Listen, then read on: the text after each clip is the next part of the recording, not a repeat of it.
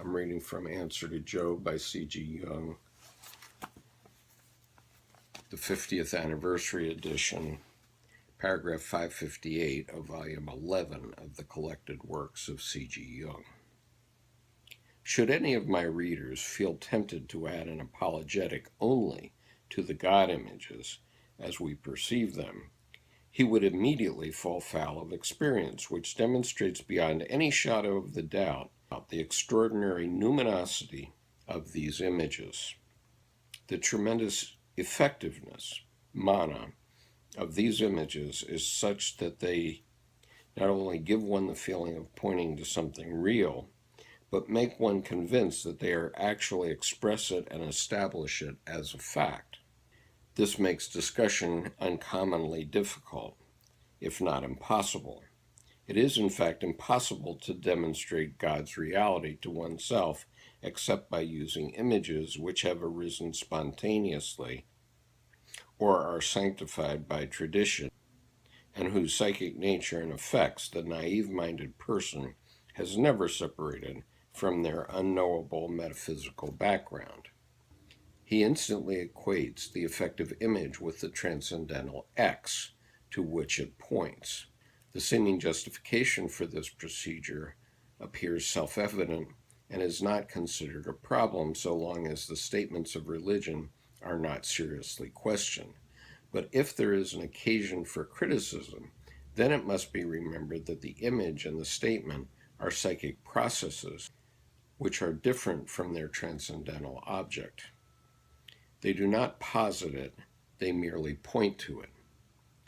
In the realm of psychic processes, criticism and discussion are not only permissible, but are unavoidable. Now, in this paragraph, Dr. Jung is pointing to something like the image of God touching Adam, which was painted by Michelangelo on the ceiling of the Sistine Chapel. That image doesn't purport to be a portrait of God touching Adam. In reality, it's only pointing to the metaphysical God. Paragraph 559. In what follows, I shall attempt just such a discussion, such a coming to terms with certain religious traditions and ideas. Since I shall be dealing with numinous factors, my feeling is challenged quite as much as my intellect. I cannot, therefore, write in a coolly objective manner, but must allow my emotional subjectivity to speak if I want to describe what I feel when I read certain books of the Bible, or when I remember the impressions I have received from the doctrines of our faith. I do not write as a biblical scholar, which I am not, but as a layman and physician who has been privileged to see deeply into the psychic life of many people. What I am expressing is first of all my own personal view, but I know that I also speak in the name of many who have had similar experiences. Dr. Jung was a medical doctor and psychiatrist, and he practiced for 6 decades. As such, he once said that he had interpreted 80,000 dreams, and obviously understood all the levels of consciousness of the average human being. Paragraph 560. In this paragraph, Dr. Jung throws down the gauntlet of what he is going to address in the next 198 paragraphs of this book. Paragraph 560. The Book of Job is a landmark in the long historical development of a divine drama.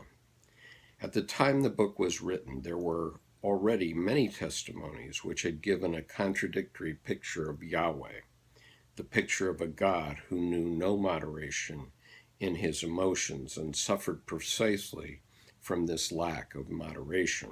He himself admitted that he was eaten up with rage and jealousy, and that this knowledge was painful to him. Insight existed along with obtuseness, loving kindness along with cruelty, creative power along with destructiveness. Everything was there, and none of these qualities was an obstacle to the other. Such a condition is only conceivable either when no reflecting consciousness is present at all, or when the capacity for reflection is very feeble and a more or less adventitious phenomenon.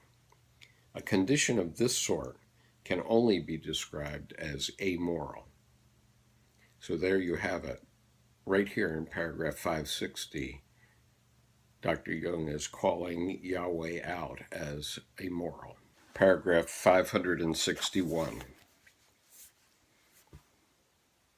How the people of the Old Testament felt about their God, we know from the testimony of the Bible. That is not what I am concerned with here, but rather with the way in which a modern man with a Christian education and background comes to terms with the divine darkness, which is unveiled in the book of Job, and what effect it has on him. I shall not give a cool and carefully considered exegesis that tries to be fair in every detail, but a purely subjective reaction.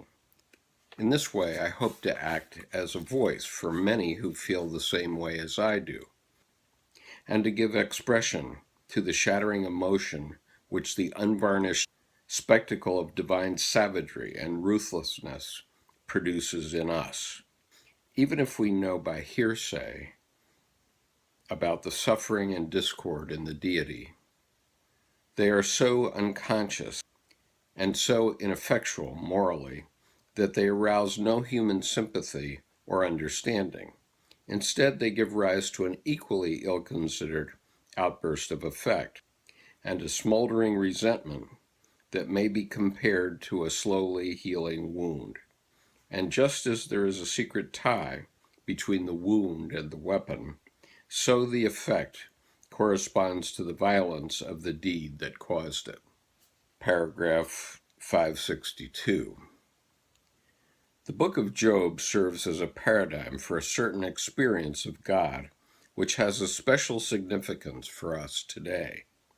These experiences come upon man from inside as well as from outside, and it is useless to interpret them rationalistically and thus weaken them by apotropaic means.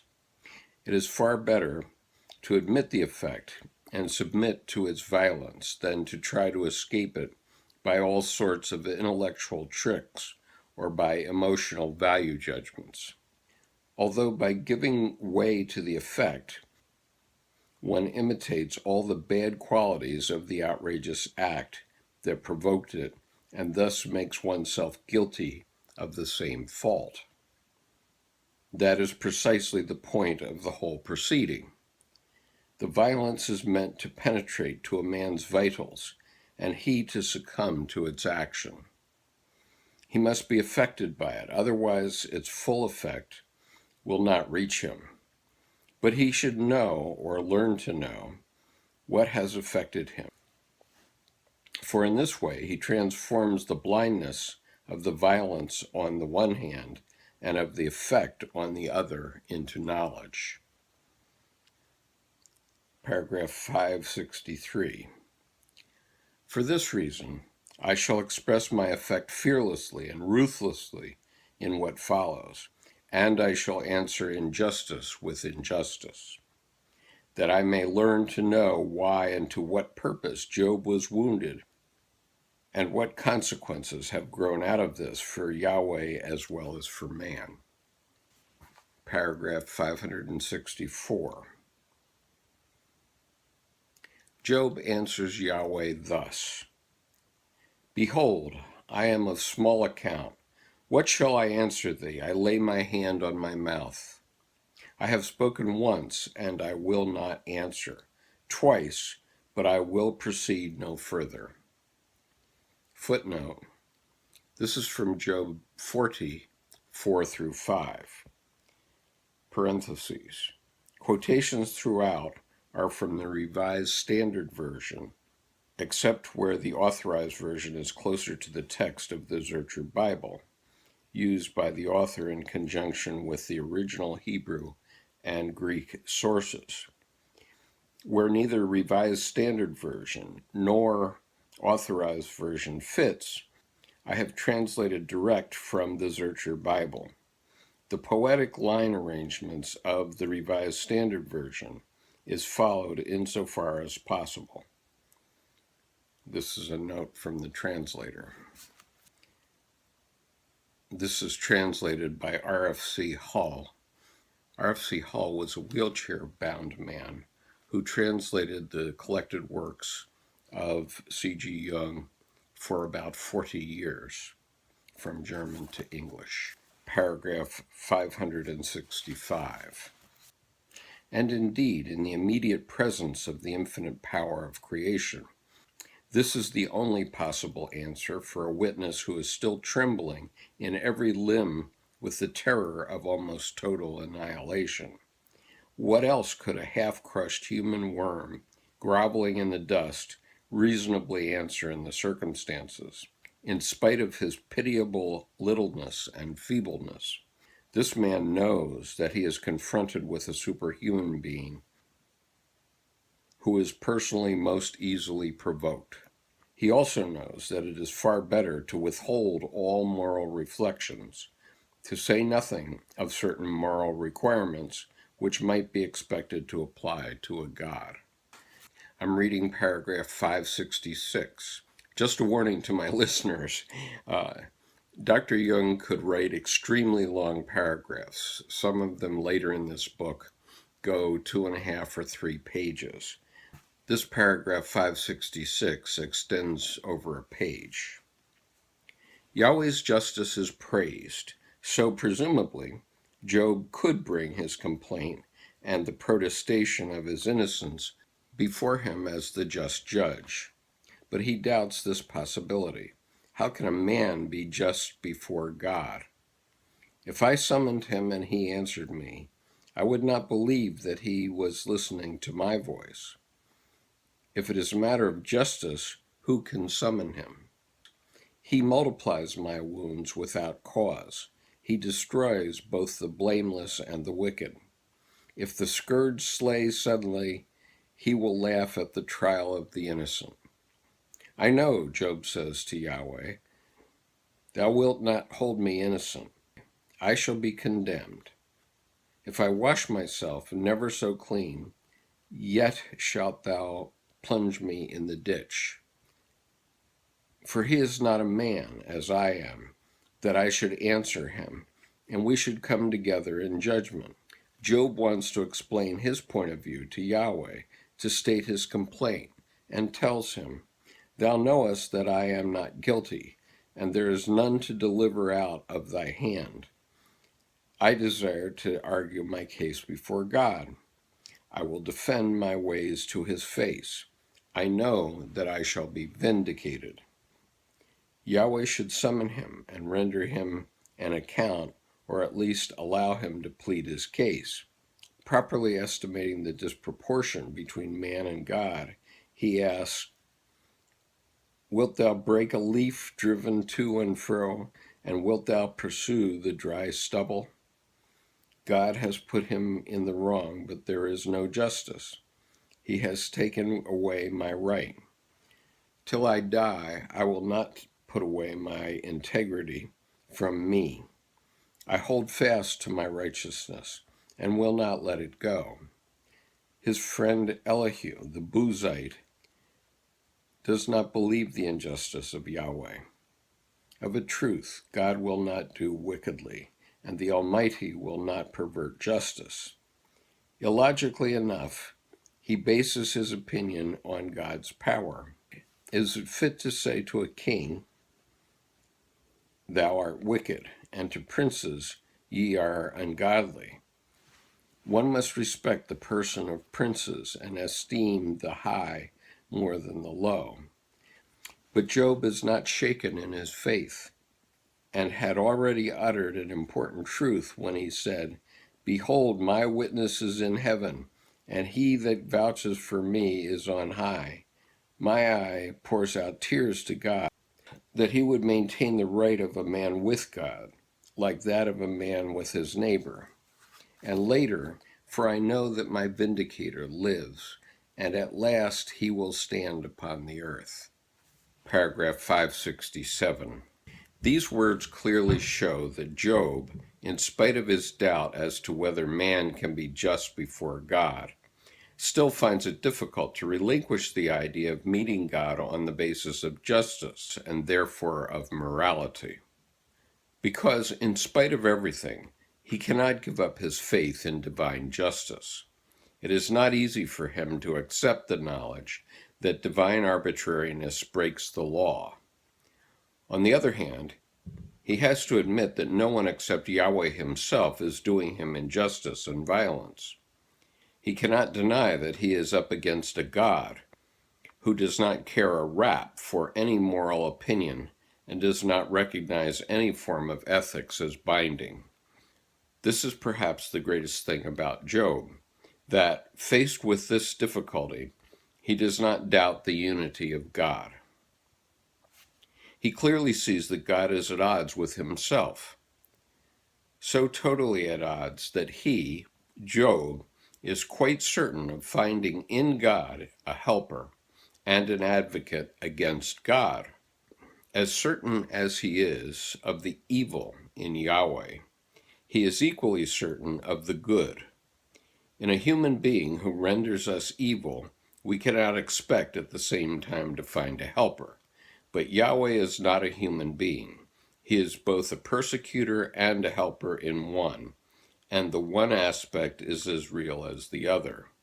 Yahweh is not split, but is an antinomy, a totality of inner opposites.